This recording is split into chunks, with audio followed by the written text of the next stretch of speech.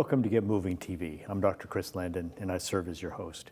Here in Ventura County, we are really trying to build a culture, actually return a culture of innovation that was here in the 1960s and 70s with the aerospace industry, and that kind of faded away. We have some big companies here, but even they've had difficulties. Technicolor, who's buying DVDs anymore. We have our local Best Buy doesn't even stock them. So what can we do for a company like that? How can we bring the brains and drive of Ventura County and really put Ventura County back to work and bring dollars here into Ventura County? So in working with that, I got introduced to Sean, and Sean, along with the Ventura County Community Foundation, has really tried to find a new beating heart. So Sean, tell us a little bit about yourself, and then we'll talk about the Innovation Center and what you do with Aspire, which is really inspiring. Well, thank you. Yeah, I'm really excited to share that and bring it into our community. As you mentioned, Ventura County has this history of innovation in a lot of different sectors and industries. And really, it's sort of waiting to be rediscovered, right, in what we're doing. So the big initiative that we're a part of, that's a collaborative effort in the community with organizations like the Ventura County Community Foundation, but also the Economic Development Collaborative, the Small Business Development Center, our local colleges and universities, the County Office of Education, our schools, and then multiple businesses and entrepreneurs in the community, is to create a center for innovation and entrepreneurship, which we call the Pharos. And there's a fun little historical story there that I'd be happy to share. It's kind of connected. A lot of times people confuse it with Pharaoh, like Egyptian with the pyramid. But the name does come from Egypt, but it comes from the city of Alexandria in Egypt.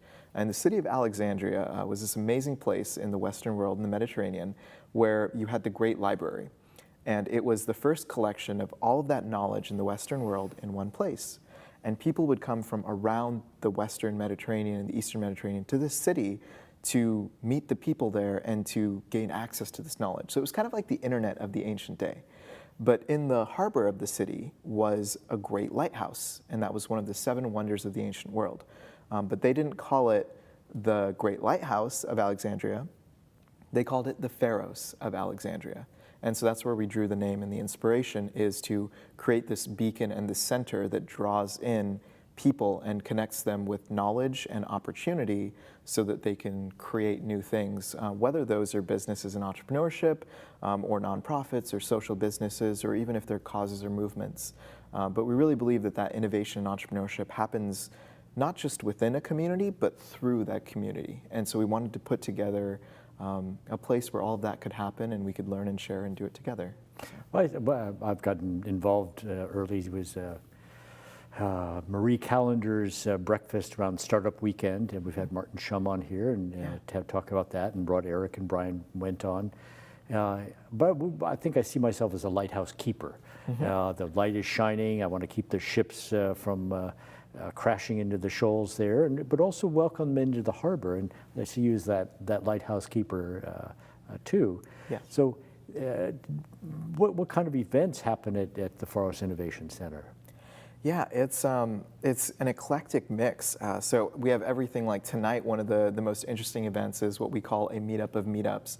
And there's a lot of different groups in the community. It started out with meetup.com, but we've expanded to other organizations and groups that are interested in different subject areas, whether or not it's directly technology or not. And we said, let's have an event where we invite everyone to come in and meet all of the other meetup groups, because you never know who has an interest in something different, and a lot of times everyone's so busy and they stay in their lanes. And so if you could have one event you go to where you could just get this great cross-section, so you have everything from mompreneurs and people who are stay-at-home and part-time entrepreneurs, to the like robotics STEM guys that are making crazy things in 3D printing, to med tech and advanced medical devices and biotech and STEM stuff, but then also like agriculture technology and everything in between, and education. And you get this wonderful cross-section of people meeting, coming together, sharing what they're about, and sharing ideas and learning from each other.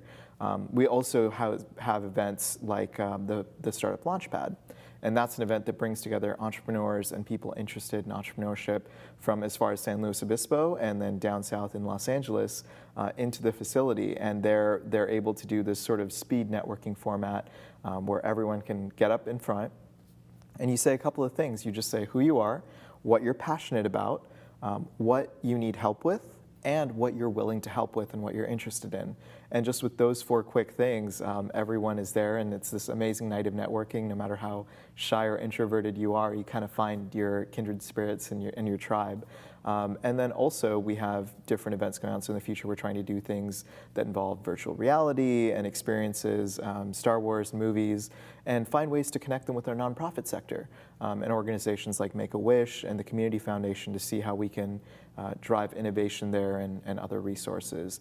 We've hosted a training for Red Cross where they did an emergency training for over 300 volunteers over 3 days in the facilities and rapidly made them ready to serve the community. And we're just sort of looking to grow. So we actually have an open call out to different groups and saying if the space is available for you, it's here for you, come host a meeting here and be a part of the community. Well, some of it, is starting out, of course, all these things have a cost to them. So Yeah. I got involved first with Innovation Center back in University of Central Florida. And I was an expatriate and got to meet some people in Florida who've brought out here since, and it's helped us to link with Israel and some ag tech and med tech projects there. So the world is a very small place, but it does have a cost to it. And so how are you structuring this so that people can afford to be there and afford to meet up, and as we bring in companies, as they begin to realize how important Ventura County is in terms of this, how's that working as a business there? It's a really great question, and it's sort of interesting because different elements of what we're doing have been done. So there are co-working places, and there are event spaces, and there are models for accelerators and incubators and events and all sorts of things. But no one has really done it in 2 things. One, no one's done it all together in one place. And no one has done it in the same collaborative way that we have. And so by leveraging the different organizations and groups that are a part of it, they bring something to the table. So like my organization, Aspire 3, focuses on entrepreneur education. And that's kind of our sweet spot. So we have a whole host of programs and services and expertise in developing new and emerging entrepreneurs as young as 10 years old to your serial veteran entrepreneurs who are doing the next thing and they want it more efficiently done. And that's the role that we play, but other organizations play other roles in it. So we've tried to create it in a way that is accessible to everyone at every level. So at the very beginning, if you're just dipping your toe in the water, come out to an event, be there, and it's free usually most of the time. We try to open it up, and one of the rules we have is for anyone that's there is no matter what level you're at, bring a friend the next time you come in or once a week. And that's a metric we use just because we want to share it. And it's not initially or even at all really about the money, it's about making sure that this is sustainable. So our organizational partners have a lot to do with that, but co-working starts at $99 a month. And for that you can come in just about any time during business hours. You can get connected to some of the most amazing mentors like yourself in the community that otherwise you wouldn't have access to. And you just learn and share ideas. Actually, just today we had a few people in the space, one of whom was working on redesigning the packaging for a USB kind of hardware computer product for a company that's out in Moorpark. And so he was getting ideas and he was like, I don't know what this is exactly. Can you talk me through it? How would you use it? What would you want to see on the packaging? And that cross-pollination that happens is really amazing. And so it starts there, but then as you have organizations that are bigger and larger and go on, there are spaces for them to participate and be in the building in that way. And then our programmatic elements, so we have different courses and programs that have a fee and a cost, but we try to make that nominal. We offer scholarships, and then we really partner with those community organizations to subsidize that, to make sure that anyone that really wants to be a part of it has a way to get involved, and it's not something we're turning people away from.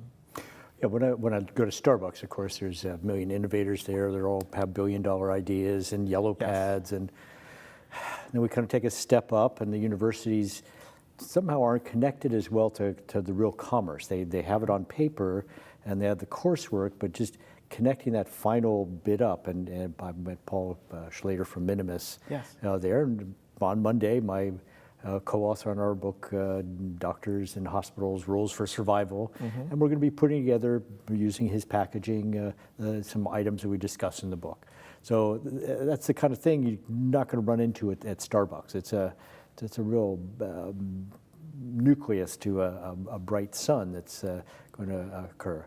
Well, With Aspire, how do we help all those people in the university who don't know quite how to do it? Those people at Starbucks who may really have that $1 billion idea, but how do you go about it with your academy? Yeah, that's a fantastic question, and that's exactly the point of Pharos, right? Is drawing those connections and those people and those opportunities together. Our role in the way we see entrepreneurship is that innately every person is an entrepreneur, because every person lives their life and goes through this experience of deciding what they want, what will make them happy, of learning how to achieve that, right? And then kind of going through this trial and error process of getting from where they are to where they want to be. And really, when we look at entrepreneurship across the board, and you mentioned it, there's a lot of studies and research and great programs and great courses that can teach you kind of the mechanics of the business, right, and operating a business and the numbers, which are useful. At the same time, what a lot of times those don't take into account is how do you actually achieve that as an entrepreneur in the day-to-day? So what would a program look like if it was by entrepreneurs for entrepreneurs, and it was created in a way that was totally accessible no matter what your background knowledge was, and it gave you the information you needed and the right tools and the right steps to take in the right order so that you could materially look at your business and have it be more successful than if you'd gone through any other pathway. And so that's really what we did with the program. It's been, a joint effort from several people. We've revised it about 7 times wall to wall over the last 5 years, and it incorporates the best practices in entrepreneurship done by entrepreneurs for entrepreneurs with a lot of input from people who've done it before, different angel investors. But then we also looked at the best practices in teaching and pedagogy, and then applied things like game design and consumer behavior to make it completely intuitive and simple and practical. So anyone can walk up to it and learn something and take something away. And it's not just something that, where it's a course, you learn it, you sort of know it and remember it when you're there, and then afterwards you don't do it, so you don't practice it and retain that knowledge. In our case, we're really focusing on trying to make sure that that entrepreneur, whoever they are, learns how to make those decisions. So it's really the scientific method applied to creating a startup, or the engineering design process applied to creating a startup. And when you go through our programs, you internalize that so you can take it and run with it. And that applies to entrepreneurs of all industries, all backgrounds, all spectrums. And that's really what we're focused on is entrepreneurship is something that's really egalitarian, right? You don't need a degree. No one needs to tell you you're ready to do it. You can decide that you're ready to do it, put in the effort and learn and take your lumps and achieve it. And so it's about harnessing that power and empowering people to make use of that in their lives. So what would your curriculum be like? It's a one-day course, it's a 12-week course, it's the rest of your life course? Yeah, I mean, the practical thing is you're signing up for a rest of your life course, you just don't know it yet. But the way our program works is it's a hybrid model. So we've created a set of online tools, short videos, and then tools that entrepreneurs can use, but we blend that with an in-person time. So for our adult acceleration program, it takes about 16 weeks. We ask for 2 hours twice a week for that time. So you can have your day job, don't quit your day job, right? Work on this as your side hustle, develop it. But at the end of that time, we're gonna go from initially whether you have an idea or not, or a team or not, or even know if this is the right thing for you. We'll help you find that, define that, create your solution, create your business, and ultimately launch it. And we say that it's about 4 hours in person and maybe an average of 6 hours outside of that. So if you can commit 10 hours a week to pursuing your passion and deciding if it's the right step for you and how to build a business successfully, then this is the right program for you. And if you can't commit 10 hours a week to it, then maybe you're not in the right place to be able to pursue that, and that's the first step that you should find, and we help and advise on that as well. But that's the structure, and we find a lot of success in it. There's a lot of cross-learning and pollination that goes on, and it's very mentor-supported, so that in-person time you can work with the subject matter experts, knowing that you have the good fundamentals for your startup. They can help elevate that and take it to the next level and make use of the connections in the Pharoscenter space. So can you give me an example of ICO going through entrepreneur or cryptocurrency or blockchain or whatever, some of those are words, but some of them have actual application, so I understand. So tell me, if I want to do blockchain and medicine, get me through your course, and how am I going to do that? Yeah, that's a fantastic question. And it really starts with that, right? It starts with someone having that deep-seated passion. And it's sort of interesting because we take some time to identify what people's passions are, because I think there's a misconception between your passion and something you enjoy. And your passion is something that you put time and effort and energy into, that you do sort of beyond the point of enjoyment. And I use the example for me of tennis, where I really enjoy playing tennis, and I'll go out and I'll play a couple times a week. But I'm not the guy who's waking up at 4:30 every morning and jump roping for 30 minutes and doing drills. And so while I enjoy tennis and it's something I truly love doing and it makes me happy, it's not my passion. Passion is something that you're going to wake yourself up to do, and you're going to work at it year after year. And people don't take time to think about that, because your passion is the thing you do even when you hate it, because it's worth doing it. It's worth achieving that. So it starts with your passion, but then there's an interesting flip. And that flip is that every business or every cause or every project that's successful needs to solve a problem for someone else. And ideally, a lot of someone else's. It needs to solve a problem or meet a need. So if you take your passion and you look at that, or you take a few different passions and you identify what are problems that you experience or that other people experience in pursuing that, achieving it, whatever it might be. And that's really where the process starts of determining what the right solution is. So if we started with something like cryptocurrencies and ICOs, we would say, okay, what are the problems in the field as they exist? Or what are the problems that people have in understanding and engaging with that? And by learning about that problem, breaking it down into its root causes and doing some analysis, very quickly we can figure out if this is even something that we should invest time and energy into building a business around, or if there's something else that might be more worthwhile. So can you give me an example of someone who's been through the course and kind of how you've helped them along? And it's a very iterative process. It's not, here's the center of the target and we're going to aim right at it. Yeah. So anyone come to mind, or a project come to mind? Yeah, actually, I was just coming out of a meeting with a company that's local called Parkway Business Solutions. And they're an accounting firm, but they also make really good use of technology. And the interesting thing that they found, so one of their partners, Matthew, went through our program. And as he did this, he really discovered, he was starting down a different direction of trying to help people and make accounting more efficient using online technologies for end users. But there's a lot of things in that space. What he realized, and their firm realized, is one of the biggest problems they face as accountants is data entry. And there's a lot of fields and things that they have to do that are incredibly repetitive, and no one is innovating on that because everyone's focused on the consumer side of accounting. So what they were able to do is go through our program, identify a problem, talk to different accountants, and then actually prototype a tool that cuts one part of data entry through bank feeds by 50% or more for any accounting firm. And so that's evolved over time, and now they've built sort of the MVP version, they've shared it at a conference, and they're getting ready to launch it in the next month or so here. And it's been a really exciting process, and they'll tell you that the most interesting thing was really learning how to sort of separate out your ideas and the things you're excited about and the things you know about business, and really becoming that student, right?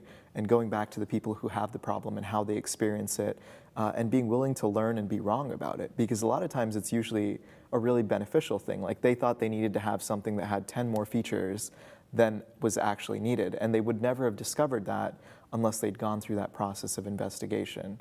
And that's really what the program guides you to do, is to ask those questions and sort of stay within the straight and narrow, not do the things that we know cause startups to fail, and then sort of just choose between the selection of things that are more or less the right thing to do and iterate on that. And so it's been an evolution for them to evolve that product idea, and now even get it to the stage where now it's the version 1 that's ready to release and go out.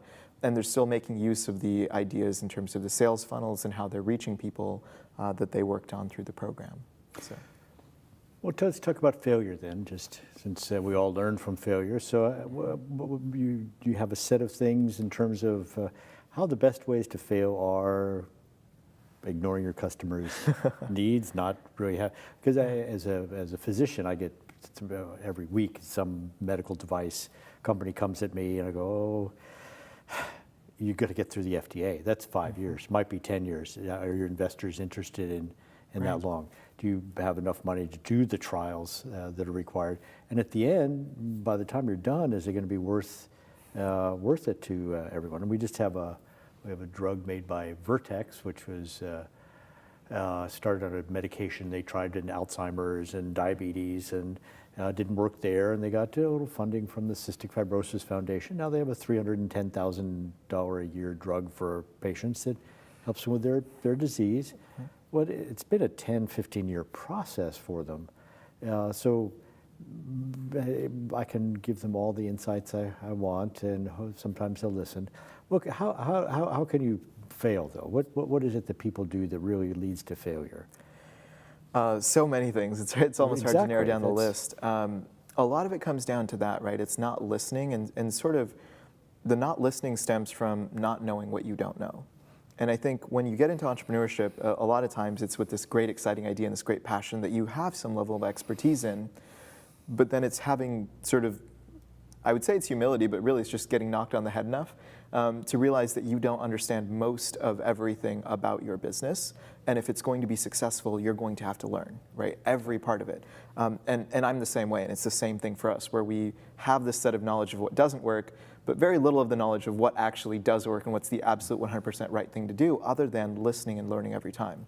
So there's this triangle that we see as the most common causes of failure, and that's problem, market, and solution fit.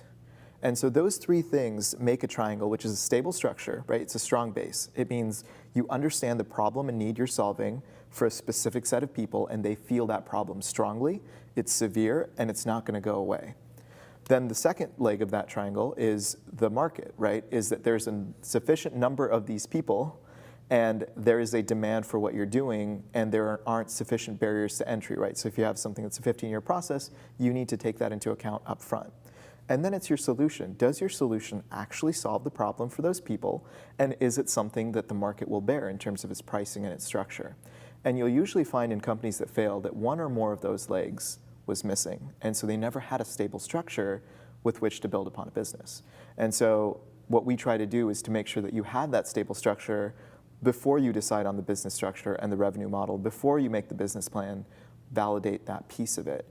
And know what you're getting into. So if you have something that's going to take that process, you then have to find the investors and create the appetite, right, to go through that process. And a big part of that is de-risking it. So if you show that you understand these things, that there is clearly a problem, there is clearly a market, there is clearly a solution fit, and that your pathway and your approach makes more sense than the other things that are out there, at least 3 times more effective, more valuable, then you have a case to build upon a successful organization. I think then you can be persuasive and successful, more or less. The success rate when we go through and max out, having the right team, having the problem market solution fit, having a good marketing sense and structure, having a prototype that you can actually create and put out, all those things factor together. If you do everything perfectly, your success rate, I think, tops out at 66%, right? So there's still 34% of factors of Google decides they want to be in the space tomorrow, technology evolves, something happens that can still make your business unsuccessful. But we feel like the normal success rate is like 10% in the first year, another 10 in the first 3. So it's like 1 out of 100 in the first 3 years. If we can materially improve that number to 20%, 30%, we can help more people be successful, but then we can also open up more industries to be investable. And I think that's what's really interesting to look at, is then those types of products become more viable because they're going to be less risky, even though they take longer to have a return. So how much is marketing a part? Because that's, creating the need. Who had bad breath before Listerine was invented? Vicks Vapor Rub does absolutely nothing, but your mother loves you if you feel that warmth and the smell of the Vicks Vapor Rub. But that's all marketing, creating a need. So do you have access to marketing? Are they taught some basic how to create your market? That's absolutely the case, and it starts with this concept of creating value, right? So essentially business is you have something that you value and I have something that I value, and both of us value or have a worth of the other person's item as more than our own. And so we're able to make this trade, this switch, where both of us are better off. And so marketing fundamentally is understanding what are the values of the people who have the problem or who will be using your solution or who will be paying for and buying your solution, and being able to message to that. And a lot of times those values are counterintuitive. So for example, you see this in medicine, but we do a lot of work in education, and we'll have a program that'll be completely effective and perfect for the students. So like one of our course programs, it's student driven. And so students take the program, teachers spend very little time lecturing, students are doing activities, collaborating, working together. Teachers don't know what to do. And so it's actually one of the challenges we had to overcome in terms of marketing and messaging to them was we said, it's easy to do, which they want, but then they're sitting there in the classroom and students are working and they kind of don't know what to do with themselves. And so it became this thing where we had to understand and train them and say, no, what you need to do is help facilitate, and your role is important, and sometimes not doing anything is the best thing for you to be doing as a teacher and not being able to answer the question. And so it's finding that understanding, right, of that market and that customer. And a lot of times you won't know until you go and ask and go and put out a prototype and do that early on and more efficiently than otherwise. But then you can completely sort of create or manufacture that need, because people have a basic set of human values, and we look at that. So we sort of have this list, and it's like, do these people value, time or their appearance, or is it sleep or convenience or money or prestige, right, or spirituality or acceptance or community? And by taking some of those values into consideration before you design your solution, you can have something that's going to be a much more successful product. Well, Sean, thank you so much for coming in. You're our VIP here. The Pharos Innovation Center and Aspire are available to you, and we're happy to provide you with further information. What's so important about Ventura County is what Ventura County is, and we have places for meetings there. You've got incentives, you've got ability to have conventions, events, and so what's gathering around there is really the critical factor to bring people here. We're reaching out to Caltech, we're reaching out to Mad Labs at UC San Diego, but so much of what we have to offer is the value added of things that Sean has spoken of. So Ventura, it's time for you to get at least a little expat, $99 a month, get in there as we attract larger companies, and we have that in the hall meeting. Ventura County, I don't know what to tell you, except it's time for you to get moving to Pharos Innovation Center.